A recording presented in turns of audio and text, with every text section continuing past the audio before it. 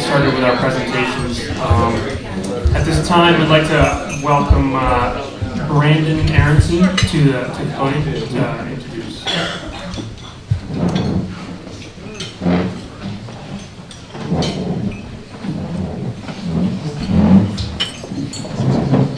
right.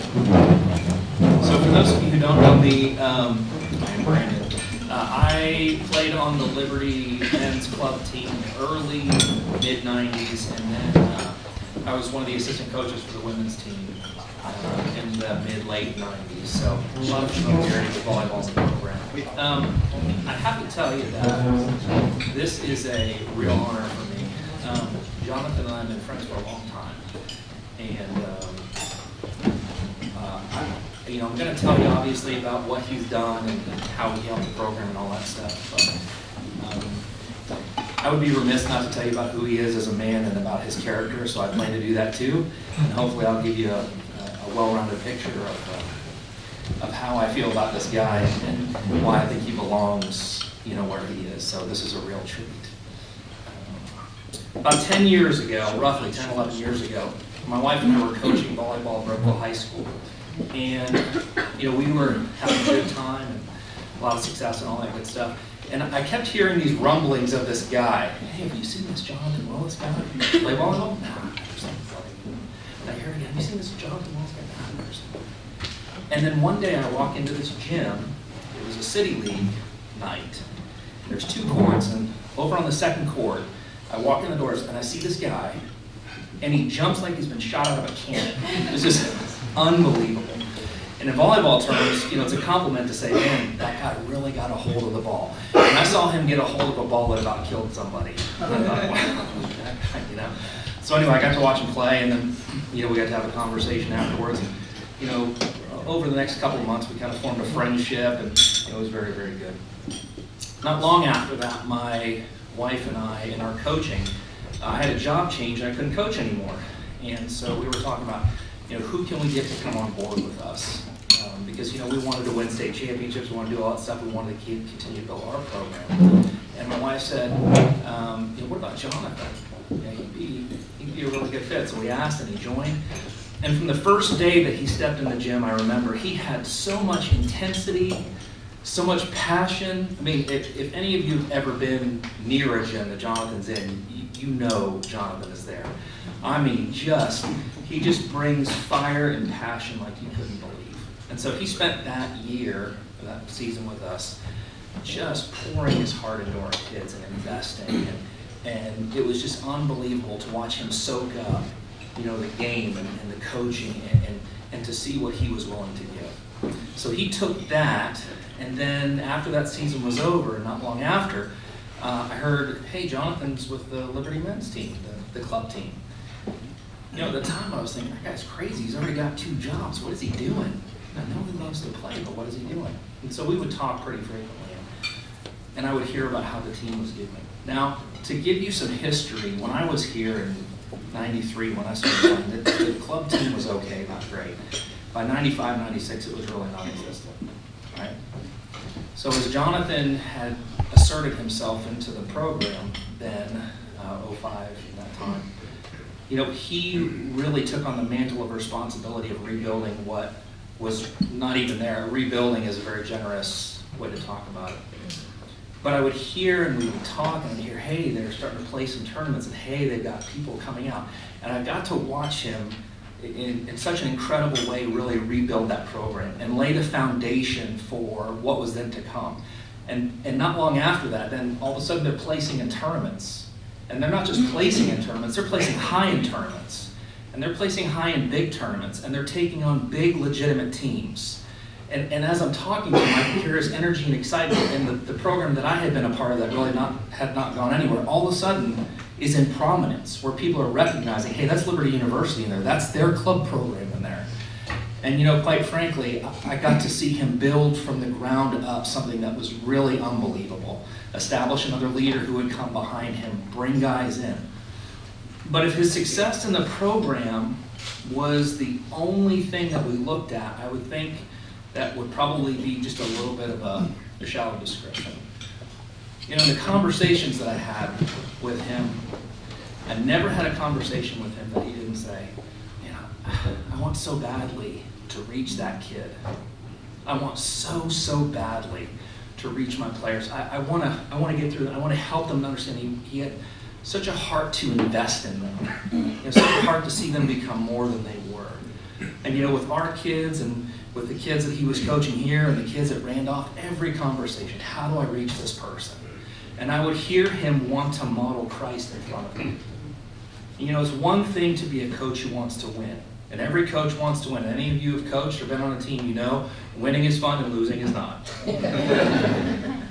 And when losing comes, losing brings out a lot in people, a lot in all of us. Because losing isn't fun. And for coaches, losing brings out a different thing because it's not just you who's losing, but it seems like, there's all kinds of issues and things that come up. Never once did I ever hear anything but, how do I help these guys? How do I do something great? As I wrap all that together, I look, and since now Jonathan is, an assistant coach here, helping out the women's team. But what I would say is, I could not be more proud of a friend who is to me like a brother, who gives more for nothing than almost anybody I've ever known, who has a heart to breed champions, to win, and to invest in people. And most of all, as a coach and as a friend, but specifically in this venue as a coach, to show Christ to every athlete he is involved with. And that, to me, is one of the highest compliments or pieces of praise that I could give an individual. Because regardless of win or lose, his heart, whether he's paid or not, is to know that the people that he interacted with, coaches and athletes and everyone, saw Christ. And that's unbelievable. So, for me and for my family, it's a tremendous honor for us to be able to be here to tell everybody a little bit about who you are. As my brother and my friend, I love you, and I get to call you up, so get up here.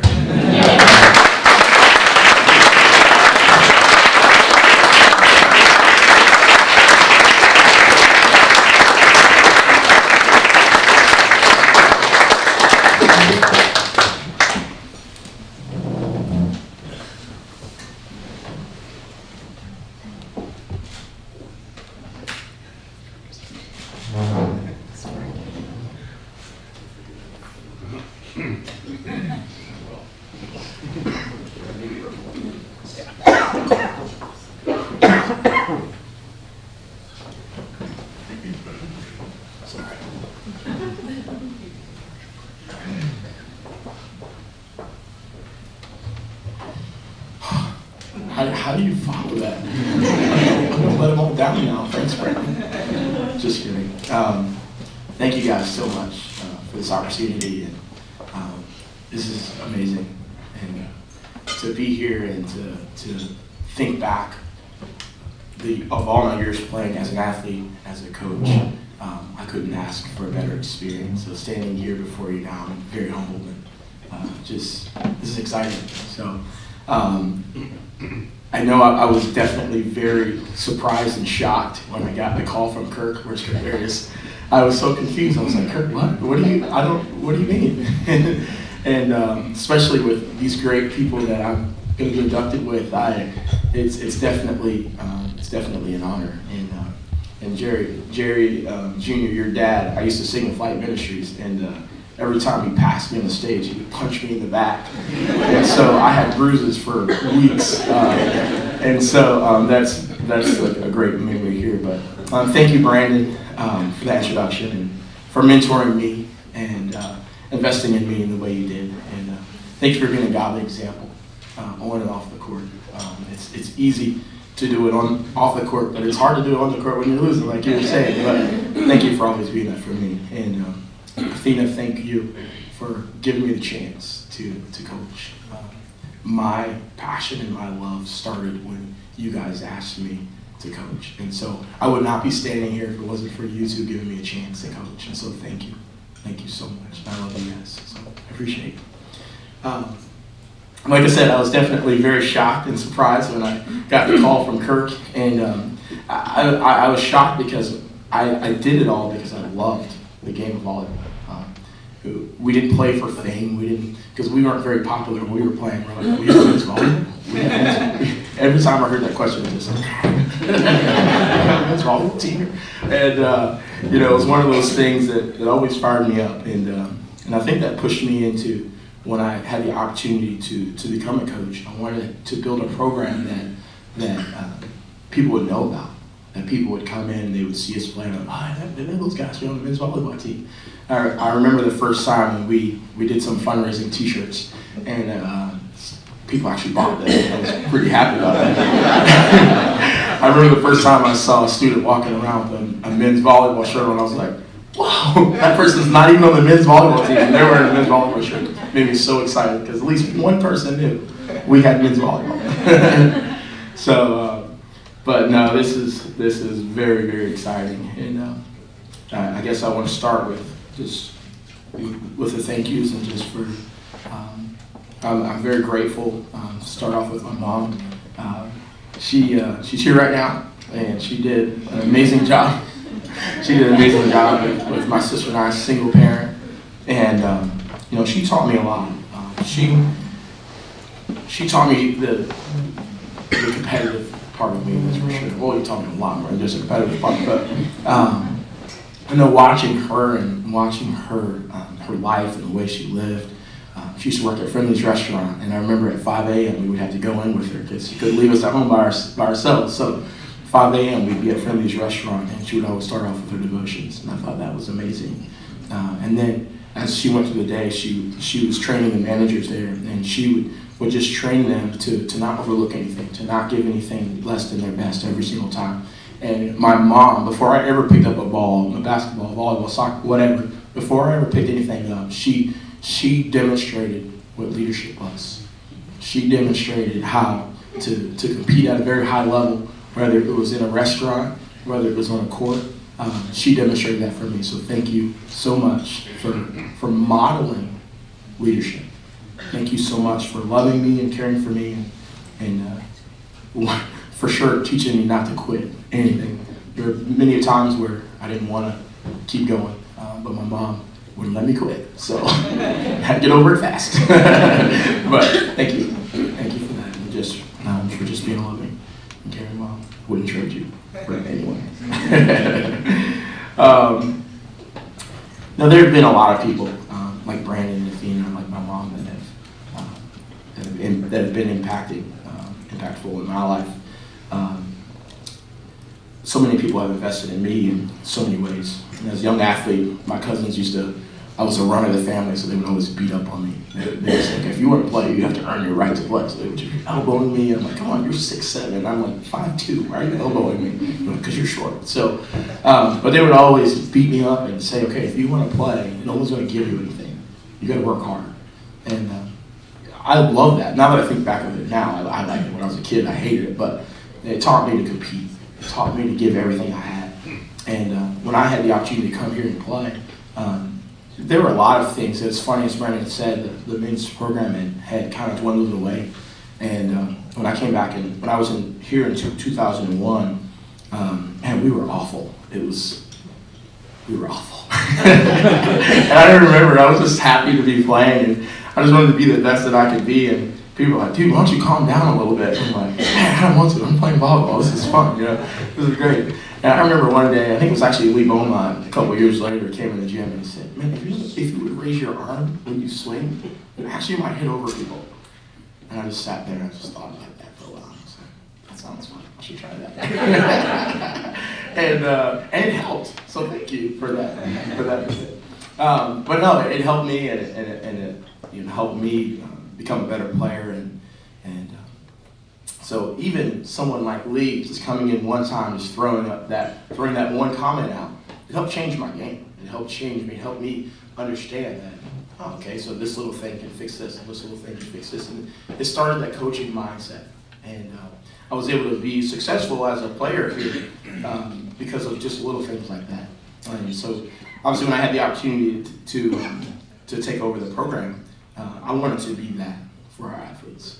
I wanted to be that person that invested in lives, that invested in hearts, that didn't. I didn't want to be all about the game, but obviously we want to win. but I wanted to see our athletes be the best that they could be. And I remember my high school coach. He was a very special guy. He coached every single sport at the school for the males. So I played soccer. I had him for soccer. I don't think he knew anything about soccer, but he coached soccer too. I had him for basketball. I had him for track. So I got to know him really, really well. He would get really angry. He had his bald spot right here. It would get purple, and especially when he was talking to me. I don't know what it was about me, but his bald spot would just be purple every single time. I guess he hated me. I don't know. Just kidding, he didn't. But I remember this one time in practice. I was making a lot of shots, and I was scoring. I felt really good about myself. I kind of walked around like, yeah, And then, Coach Mullins, he was like, oh, look at that guy, woohoo, Mr. PTPP. And we all stopped and looked at him like, this dude is crazy. Like, what is wrong with him? And he said, Mr. Primetime Practice Player, how about you do that in the game when it matters? I don't know. I didn't really like that then. But as the years have gone by, I think about that all the time. I think about how,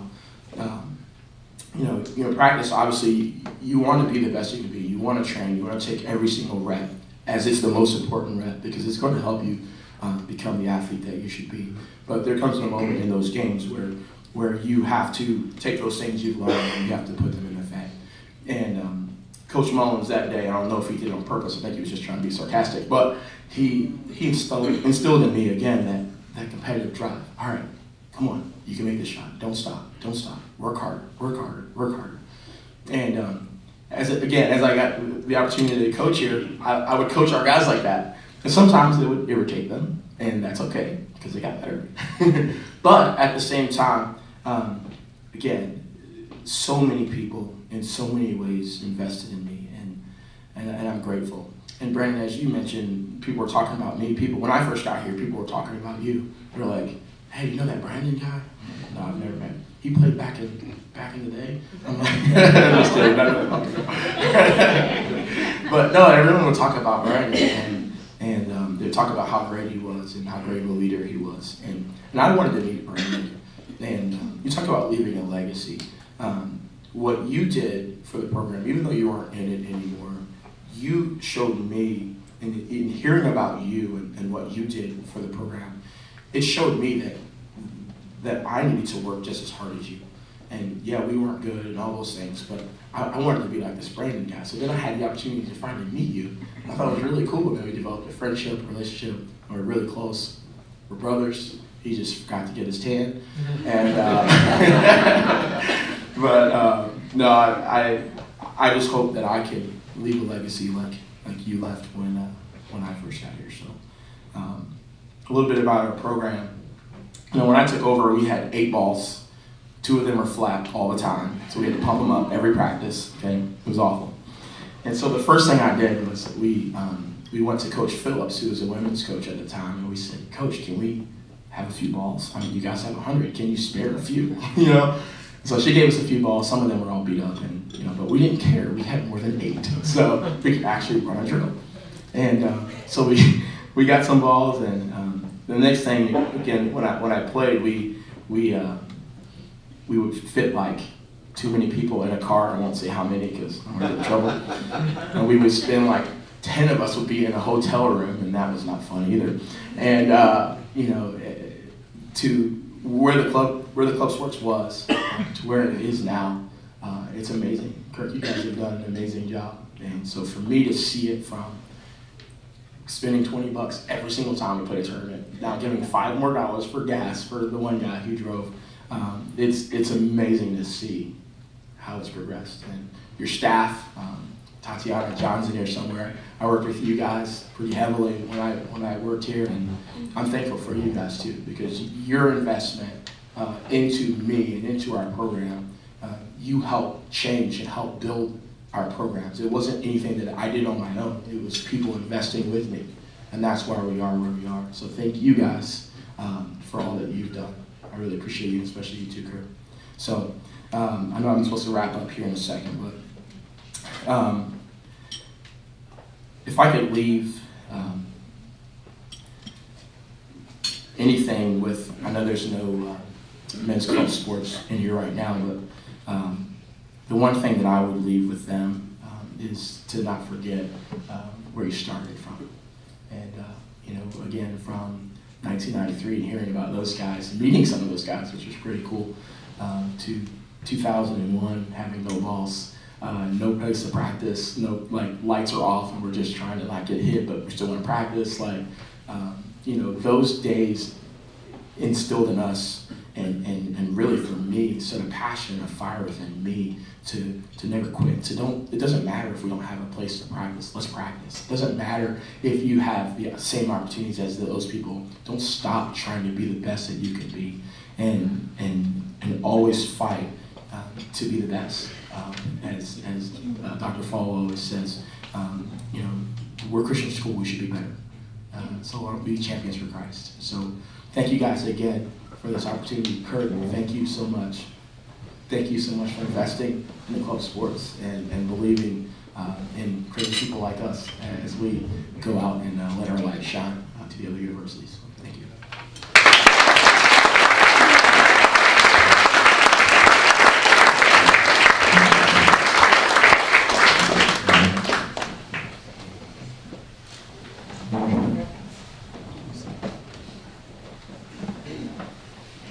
At this time, I'd like to welcome Nick Reichenbach to the stage.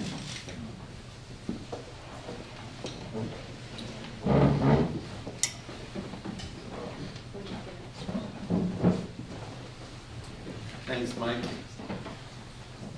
First off, I'd like to apologize in advance if I have a coughing fit, a little under the weather.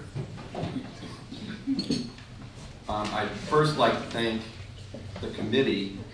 You've done an amazing job. I'm sure it was a daunting task, but when I look at the three folks in your first class in the induction, I looked at their accolades and their accomplishments and their character, and I think it would have been a pretty easy job to bubble up the three that you bubbled up.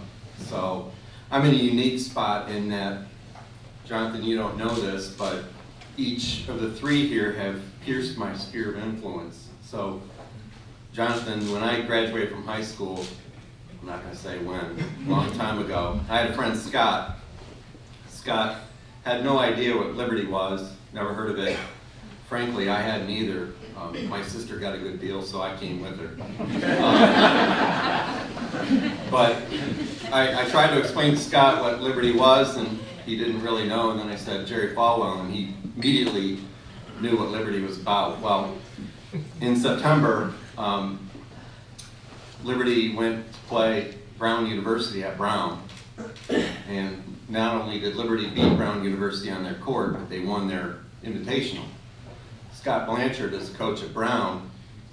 Ironically, a week before, I got the call to come here, and he sent me a note on Facebook, and he actually mentioned you. So it's really quite amazing, and I appreciate you, and award well deserved for sure.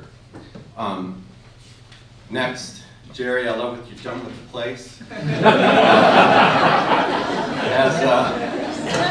As an alumnus and a father of a current student, and maybe more to follow, we'll see, but I commend you and the board and the executive team here for your commitment, not only in the buildings, but to the kids, certainly in club sports, which is the reason why we're here. Obviously, the bright, shiny buildings that we see, many of them are actually for club teams. I think of the lacrosse fields, certainly the ice rink, the paintball court, so on and so on and so on. None of that would have happened without your commitment. So I wanted to make sure I thanked you for that. And again, thank the board. It is a small world. I run into people all the time, and I don't think it would have happened without your pushing, especially during budget meetings. So thank you for that. Now the reason I'm here, I think most of you know highbrow Dr. Gary Habermas. The Dr. Habermas of 36 books fame, the hundreds or 60 chapters in other books fame. I'm not going to read the rest of his resume, but let's just say thousands of speeches all over the place. I'd like to talk about the everyday, down-to-earth Gary, as we call them, Habs. Area code 804-239-8186. Numbers, when I think of Gary, I think of numbers.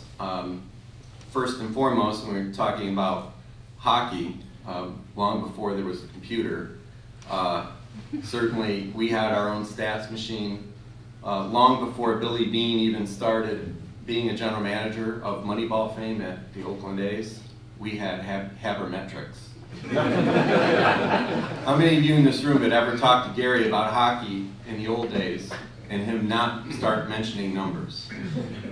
See, nobody. He mentioned numbers in every conversation, every conversation. I need to be careful because this could turn into a roast rather easily. I warned you of that earlier. But I will say that Gary's strength in coaching was motivation and relationship. He's probably the best hockey coach to actually never step on the ice. Although I will say, in the very first inaugural game he was on the ice, we sort of had a brawl in our very first game. And he was on the ice, I will say that. I will say that. But just proving his skill with relationship, that team that we fought with and those men, some who played in the East Coast League, actually became friends of the team over the years.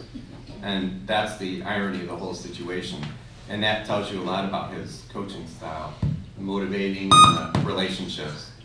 Again, 804-239-8186. Back in the day, as we like to say, communications and the escape off campus was not easy. There was one payphone on the hall for most of us. And that number meant a lot. His home was always open. His family would always let us in. I'd like to think most of the time we were a positive influence on your children. Not so much for the lamps in the study, for sure, but that was the amazing thing. We were always allowed over there.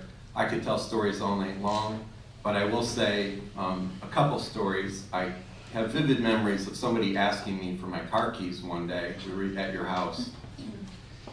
Somebody came to get me a few minutes later and said my car had rolled down the driveway, across the street, and into the yard in front. They were making room to play shinny, and the person that got in the car apparently didn't know how to drive a stick. Pressed the clutch, and off they went down across the street into the woods.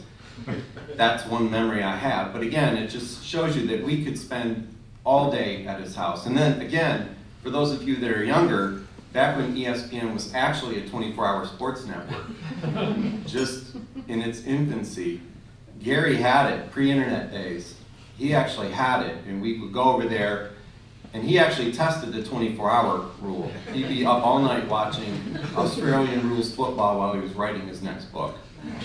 So I just want to thank you. Probably my most vivid memory and my most happiest is when I asked Gary to marry me, and he said yes. See, you didn't have to wait for it. He was so happy to get on a plane to Detroit, although I think half of it was to come see your mother at the time. But he did come up, he flew up, and he officiated the ceremony for my wife and I, and that'll be my greatest memory. So now get up here and give me a hug so we can hear your speech.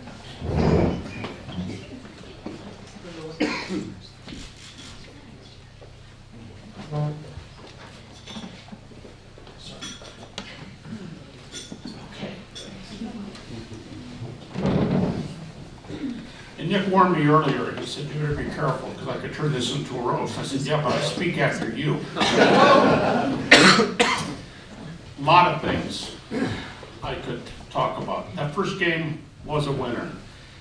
The fight on the ice, this is not an embellishment, it lasted for at least 20 minutes. I was the only coach of the hockey team in those days, and after I realized what was happening, I turned to my right, because I was on the left side of the bench. I turned to my right to say, I don't want any of you guys leaving the bench. And I realized I was the only one standing on the bench. And it was bad.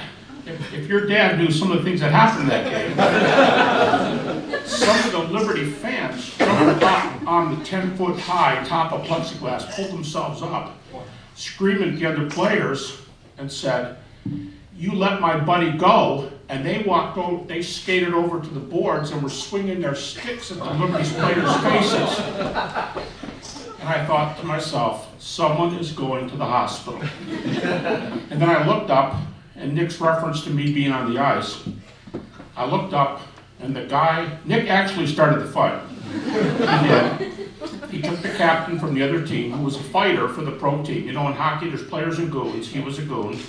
And Nick took him into the boards as the whistle went. It was simultaneous, and the guy's head, he wasn't wearing a helmet, this is 85.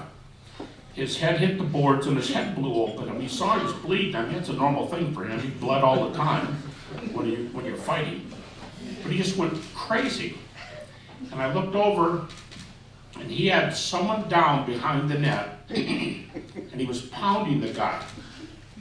I do not know who he was pounding, but I had about 5 guys on my team who would rather fight than play hockey. In fact, they were much better fighters. One of them, Dave Horner, he was 6'6", 220 pounds, and he really was solid muscle. He wasn't, no fat on his body.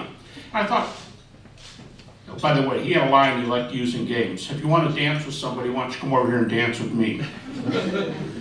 And I thought, why aren't my guys doing something? Someone's getting beat up. So I ran across the ice in my street shoes.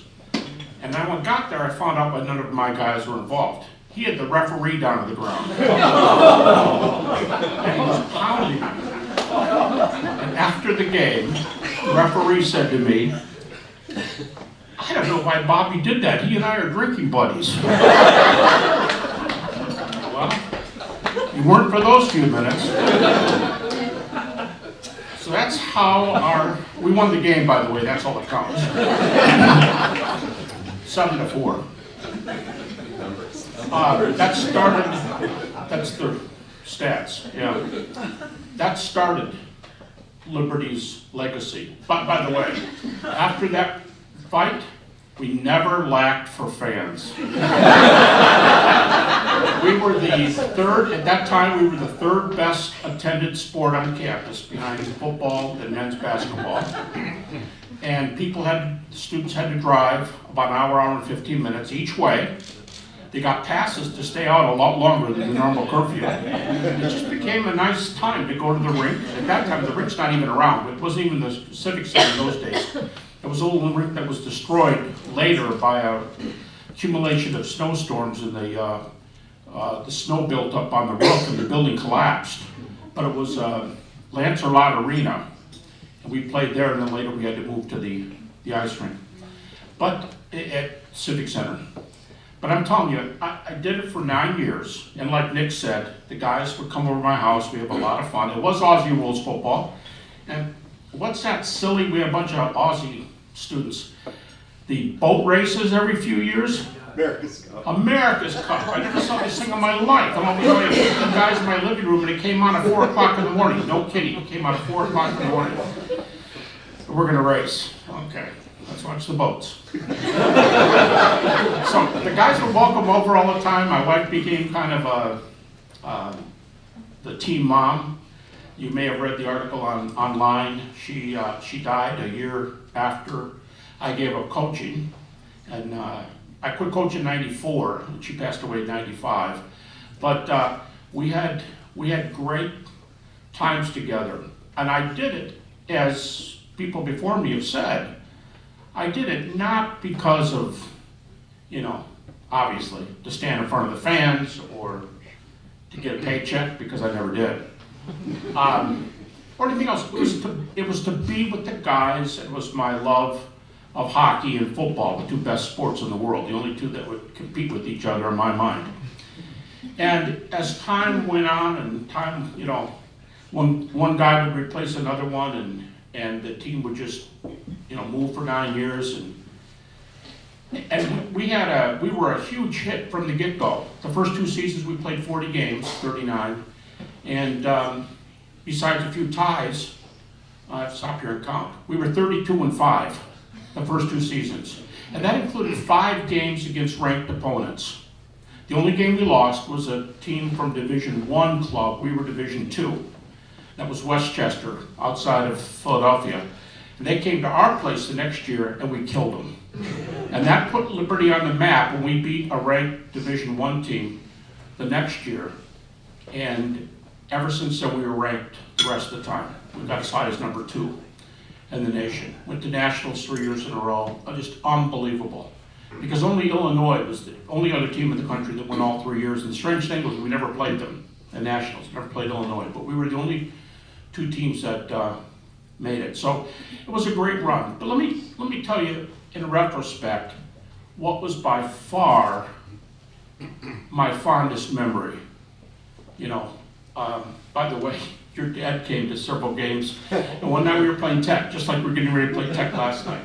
This is our first year, so he didn't get kicked out of the league for fighting. That was only after the first year. He came to see us play Tech, and there were 3 fights in the game. After it was over, he came up to me to congratulate me. He said, "Man, you guys look good." We won like 9-2 or something. We beat all these big teams. And I said, "I am so sorry. I apologize for the guys fighting." He said, "I'll never complain about that kind of stuff." That's pretty good. And I heard him say a few times in the pulpit that his favorite sport was boxing, and I know we were okay. But the greatest time for me was the time with the fellas. The time in the locker room. And I relate to you guys, all right, collect all the $5 for the gas in the car. And what are we gonna do for this? And we're going on the road, we're gonna give you all some per diem. Per diem was like $3 a day.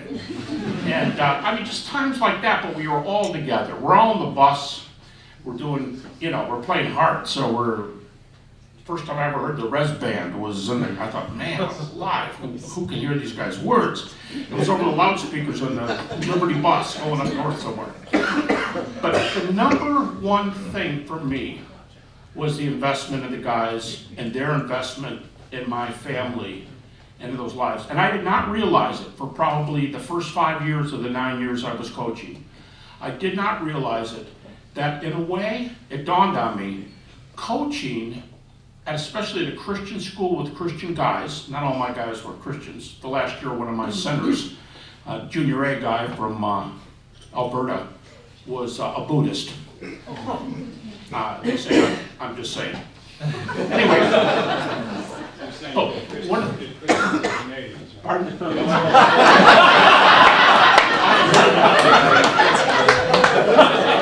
Some Christians and some Canadians, right?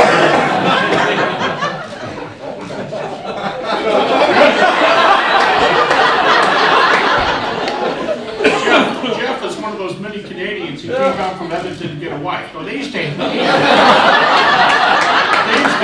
saying that, but he lives now in Richmond, so you can see he's transplanted from Edmonton. That's a long way from Edmonton. But I realized years later that coaching at a Christian school with Christian guys was a form of discipleship. It was a form of mentoring. And not just me on them on me. They taught me so many things. Or when I saw somebody acting a little more mature than I thought they were capable of doing, I could learn things from that. And I learned so many things during these years. But it was my love of the guys, first and foremost, and then realizing that there was some bonding going on and some walking with the Lord during this. So we started a practice, and that is, we almost never missed, but we would pray before every game. You old timers remember this. Before every game, after every game, and in between the 2 period breaks, we would have somebody pray. Now, oftentimes it would be, I would call him the same guy over and over again, because you understand it had to be somebody I could trust. Somebody could say something during the prayer, I think. You know. And of course the players, they were always praying for a win, and I'm sitting there thinking to myself, I really don't think God cares who wins this game. But John Sissom, who's here, sitting behind Nick back there. John, why don't you raise your hand? John was a junior B player out of St. Louis, one of our furthest south guys. John was one of the guys I would pick on in the locker room all the time. John was doing an MA in counseling at that time, and I thought, man, I could, you know, and I'm sure I wore him out. Over the years, there were other guys that I kept asking to pray all the time, and I'd say, guys, you're going to remember this, there's this injury, there's this, let's pray.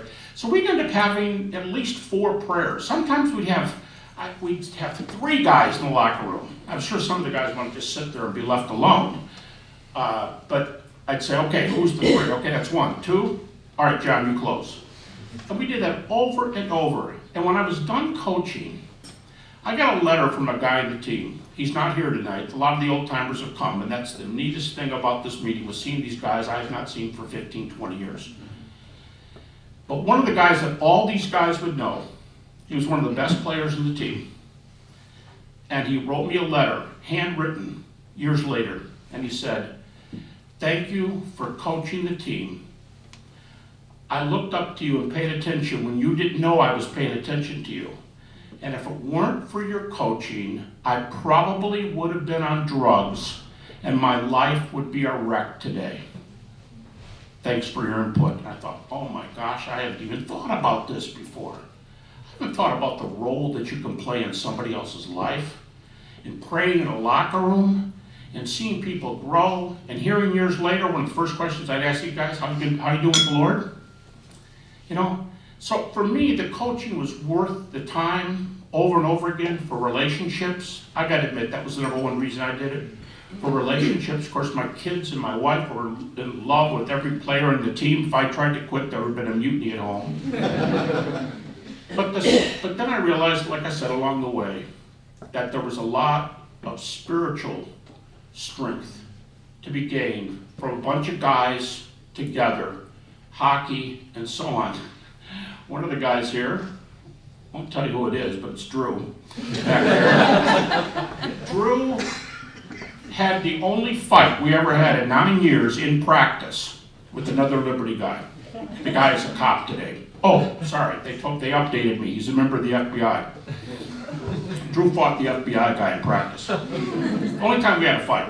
So pretty much they were blood brothers. Pretty much they got along. Pretty much, everything was cool.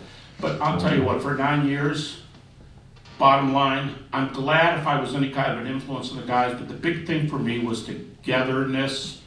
I love these guys. Seeing these guys again tonight is one of the neatest things, to see these old timers.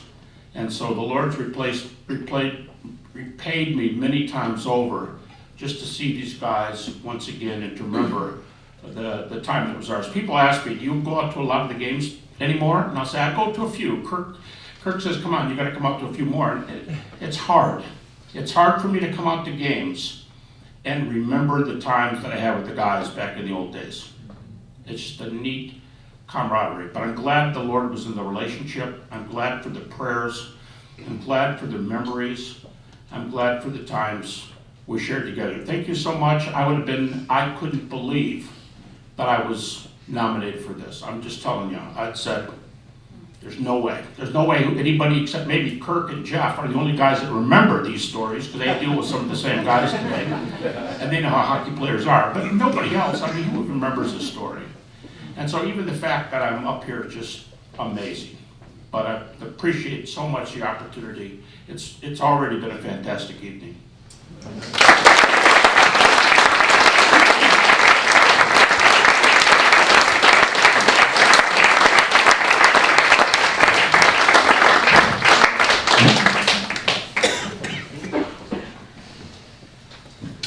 And at this time, we'd like to welcome Mr. Lee Beaumont to stand.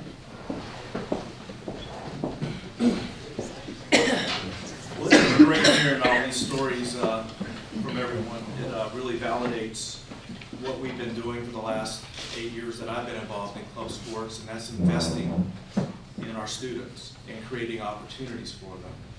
And as you all know, we've come a long way in those 8 years. And there's a big reason why that's the case, and I'm going to give you kind of a little overview of why that is. Dr. Falwell had a saying that all high school and college-age students understood 2 universal languages, music and sports. And that's how he started recruiting here at Liberty. That mantra's played a very important role in recruitment and retention since the founding in 1971.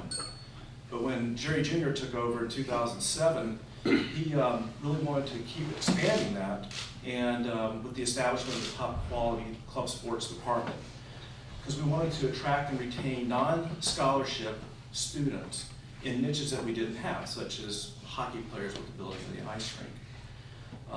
Back in 2007, 2008, when I got involved and first started working with Kirk, we had 5 teams, about 82 athletes, and virtually no administration. Fast forward about 7 years, we have 32 teams, over 500 competing athletes, 200 student athletes supporting us in various roles. We also have a top-tier weightlifting facility now, a strength coach. We have a fully staffed training room. Angie and her team are doing a great job over there, keeping our players healthy. We have academic support. We have a study hall. We have a lot of funding. We have great facilities to play in now. And we are the top club sports department in the country. We have set the example. You know, I could go down and talk a lot about individual championships, team championships, top 10 finishes. That would take quite a while, but I'll give you kind of a brief overview of where we are right now. Wrestling, preseason #1 team in the country. Women's hockey, currently #2 in the country. Men's hockey, number 11 in the country. And that's with a lot of injuries, so when Kirk gets his guys healthy, we're going to be a lot better. Paintball, constantly a top 5 program. Men's volleyball, which is near and dear to my heart too, because that was my sport, made the Division I playoffs for the first time ever this last year, and our coach was named the National Coach of the Year, which was quite an accomplishment. Men's lacrosse set a non-football outdoor attendance record of over 4,000 students at a blackout game last year. Our men's volleyball team is actually playing Rutgers at midnight in January at a blackout game, and we're hoping to get a very similar number. The individuals in club sports, both on the field and in our support roles, they regularly post higher GPAs than the average. They retain at a higher rate. They have a greater connection to the university upon graduation. And they just are really successful students because they're involved in something. They're involved in that camaraderie. So anyone who's been on a team or part of that type of organization knows what I'm talking about. A lot of people have done a lot of things to make all this happen, and I'm deeply grateful for all their contributions. It shows in the classroom, it shows on the recruiting trail, and obviously it shows on the field if you look at our success. However, it's really one man's vision that's got us here, from those 5 teams and those 82 players to where we are today. This man is President Jerry Falwell Jr.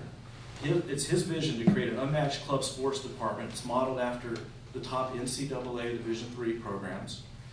He has a passion for it. He's our biggest fan, whether he's at a game cheering us on. And just like his dad, he likes to watch Kurt's team fight. We actually had to bail some of our guys out from getting arrested in the Oklahoma game. That's right.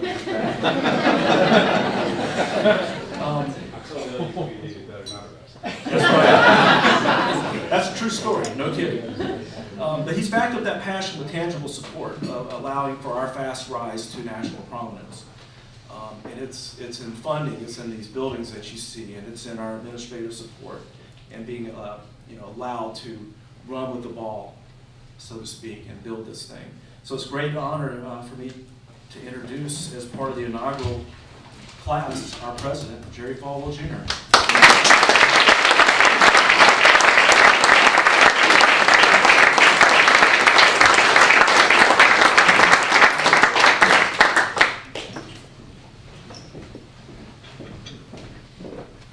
Thank you, Lee. I almost didn't make it down here tonight.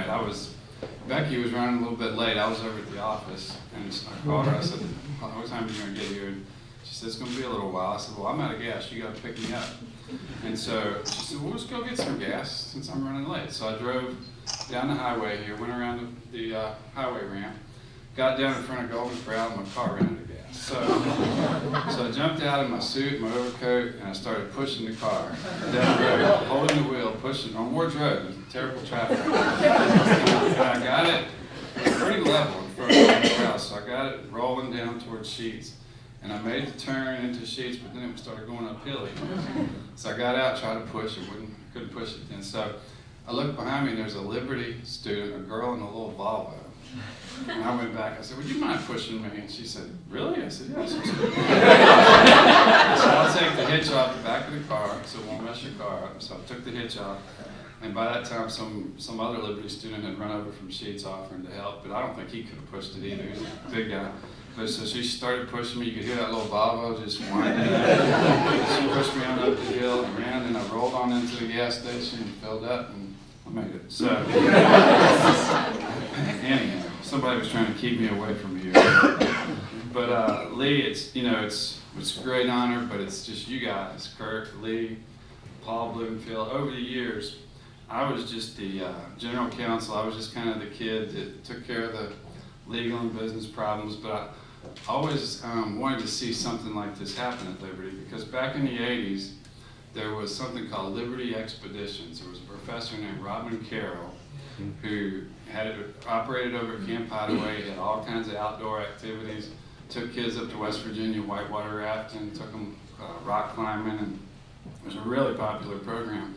And then I watched Gary Habermas just do something with nothing with that hockey team. And Becky, she came to Liberty right after I finished. She started in '85.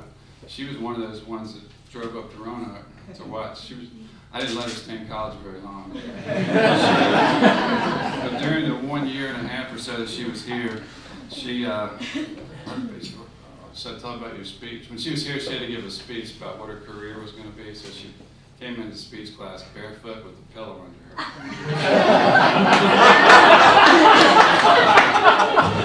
So it wasn't hard for me to talk her into quitting and getting married. But anyhow, she was one of those ones that she remembers. And then I saw people like Paul Bloomfield over the years, just the women's hockey team. He's another one of those guys that just made something work out of nothing. And I knew it was getting bad when, after I became president, the girls' hockey team met with me and asked me if they could do a bikini car wash to raise money. So I said, something's got to be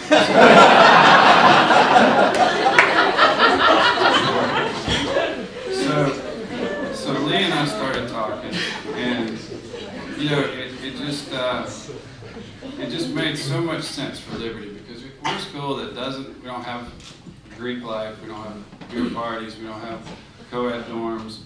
And so it just seemed like Liberty, I wanted to make sure Liberty had more recreational opportunities, more sports opportunities, more club sports, more NCAA sports. And so Lee and I started talking. He and Kirk and Richard Martin and others convinced me how good it would be for the spiritual health of these kids, how good it would be for student retention and for just the general, just the morale of the campus. And so we started these teams. Some of them sports I never had even heard of, but all those years I was kind of the young kid. Nobody would listen. I tried to get Dr. Borick to do this, and the older guys just didn't understand. The kids need to study. They don't need to be playing games all the time. I couldn't get Dad to. Finances were an issue back then too. So, but we finally turned the corner. Started building these teams, and this Southern boy saw his first hockey game over here in LaHaye and fell in love with the game. I never knew it was so much fun to watch, and we even had the team out twice now to practice on our lake.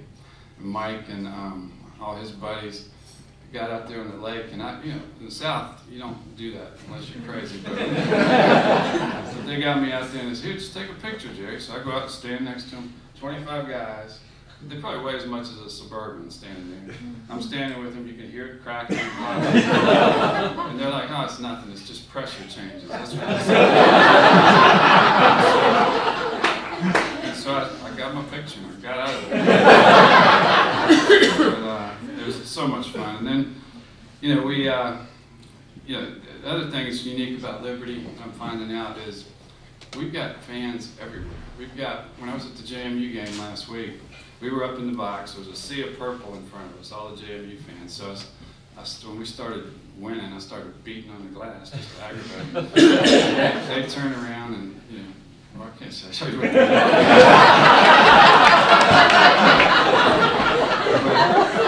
do. Yeah. So we just, we just kind of like, taunted them a little bit. But anyhow, at the end of the game, none of them were looking back. We had just won, except one kid turned around and he looked up. He had that purple shirt on. He pulled his shirt up. It was Liberty University. And then on the elevator, this JMU employee was like working the elevator. She said, "Come here, I'll tell you something." She whispered, "I'm LU Online. I was rooting for Liberty." Here we go. We've got our online students out there. So it's another reason we ought to have these teams out competing. But we got a built-in fan base that nobody else has. But Lee, Lee deserves. He's the one that deserves this award. He and Kirk, he convinced. He just talked all the time about what they had at Texas A&M. That's his go-to. And we had to do what Texas A&M had, and we had to do it better. So that's his ulterior motive here. And people like Tatiana, we got to know. It's amazing what she did with that figure skating team, just start from scratch. And then we've got, I'm trying to remember if there's anybody else I forgot to mention. So many others, but of course Kirk and I told the football team after the game at JMU that every penny we've invested in all these programs, they've made it worth every penny. We continue to invest more, and we just could not be more thrilled about what you all have accomplished. And it's not me that deserves the award, but Lindsay Keith, she's here somewhere. She was interviewing me earlier today about this, and she said, "Well, Jerry, you just got real serious with the serious part of the interview. Why do you think they're giving you this award for club sports?" And she wanted me to wax eloquent and say something. I said, "Because they probably want more money."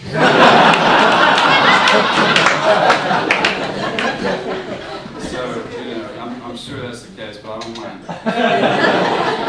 You guys have earned it, you deserve it. And I want to make sure I don't forget. Oh, yeah. They say that whenever you give a speech, there's 3 speeches that you actually give. There's the one you intended to give, the one you gave, and then when you finish, the one you wish you had given. And so, Jonathan, I think there's something you probably wish you had said. You want to come up here? There's one person you forgot to thank, okay? I know, because I thank Becky for everything I've forgot about Rachel. I had that in the speech, but she told me to cut it short, and whoops, sorry, I didn't know to cut it short. So, thank you. My wife actually coached with me the whole time I coached here, and she also coached with me at the other university. So we got to work together a lot, and I'm thankful for you. It's in the speech, I promise.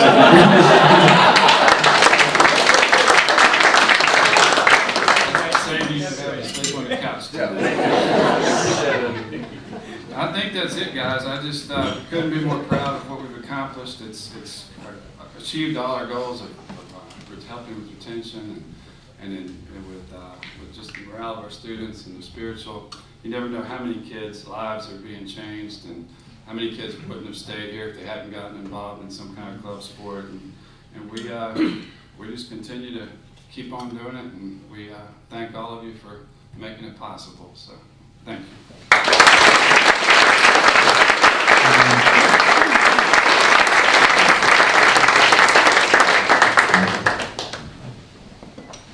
Right. Well, I'd like to thank a few people here as well. In January of 2014, we were sitting in a room, Lee and Neil Askew, myself, and we started talking about club sports, and Neil Askew said to Lee, "Well, what about a Hall of Fame?" And Lee said, "Yeah, I was going to talk to you about that." And so we started kind of kicking it around and decided that Club Sports Hall of Fame was something we were going to do in the Varsity Club. And the Varsity Club is a collection of club sports and student former athletes who we wanted to engage, who the President Falwell's vision was to engage when they're away from Liberty, when they graduate, and keep them engaged in the university. And Jake gave me the numbers yesterday, and we're at 797 since January who have signed up to be part of the Varsity Club, and we're thrilled about that, and we're excited about the momentum we're going to gain for that moving forward. And also, this Club Sports Hall of Fame, I think a lot of hard work, excuse me, goes to Derek Young. If you just put your hand up, Derek. Derek is one of the unsung heroes for us in the club sports department. He helps Kyle out and Mike out with the finance for our teams. But Derek was tasked with Jake Hannon. Jake, if you put your hand up too, Jake and Derek share an office, and we thought they'd be a great tandem to put together. And Jake and Derek met with Kevin Keys and modeled our Club Sports Hall of Fame after the NCAA won, and were able to get together a really great group of people who became our Club Sports Committee. And I'd just like to recognize them as well. Kevin Keys, who's not here, he's up at the football game. We'd like to recognize Kevin Keys. Mr. Ted Allen. Ted, if you just put your hand up. Ted is our Club Sports writer that Ron Kennedy brought in a few years ago, and he's our Club Sports sports information director. Tatiana Payne. Tatiana has been here since the get-go, and we appreciate what she's done. Rob Van Ingenen. Rob, back there, thank you so much. Jeff Lowe's. Jeff's a professor here, but he played hockey here and coached hockey with us for many, many years. And John Beagle, who was one of the, when we came back from that meeting in Jerry's office, Lee and I left there and we're kind of like, okay, so what are we going to do here at this club sports department? I remember coming back and John and Tatiana were there, and I said, oh, by the way, you guys aren't rank employees, now you're club sports department employees. And we didn't know what that meant, but we started to kind of navigate from that. So John Beagle, who just graduated from the Liberty Law School, he worked for us and then went back to law school and graduated, and John was a big part of it as well. Angie Witt, our director of athletic training for us. Thank you. And Rhett McGibbon, who just had twins. He's got now 5 kids, 5 and under. So he's obviously not here as well, but I'd like to thank him. And then 2 other, obviously Derek and Jake involved with putting this event on. Tatiana and Sarah, thank you so much. Sarah Nemi in the back, we just waved there as well. Sarah's our Women's Division II coach, and she's also a big part of our program. I appreciate you guys as well.